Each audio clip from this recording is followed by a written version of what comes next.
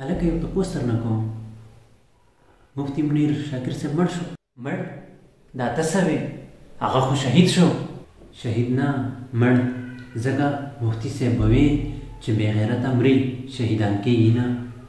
بې غیرته؟ دا ته څه وې؟ مفتي صاحب خو پښتون سړی و او پښتانه خو ډېر غیرتمند دي. زه مړه، د څه غیرتمند؟ تا تاریخ نه دی لوستی؟ زموږ د بهادرۍ کیسې خو انګریزانو لیکلي دي. ما ته پته ده ستاسو د تاریخ 80,000 جنازې مو اوچتې کړي دي، 100,000 نه زیاتې ښځې کونډې شوي دي، د ښځو عظمت درې شوي ده، ماشومان یتیمان شوي دي، او ته پکې لا د غیرت خبرې کوې؟ بس که، پښتانه خو ډېر غیرتي خلک دي.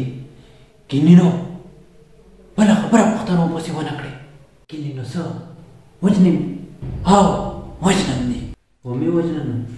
موږ پښتانه خو هسې هم یو بل وژنو، کله په ځمکه، کله په برید، کله په دولت، کله په کرسۍ او کله په نسوارو، کله چې کوم د هسې په کنځلو باندې. زموږ نه خو هسې هم نور څه نه کېږي. اتحاد خو چې کوم دی هغه زموږ په نصیب کې نشته. ومې وژنه چې وژنې مې.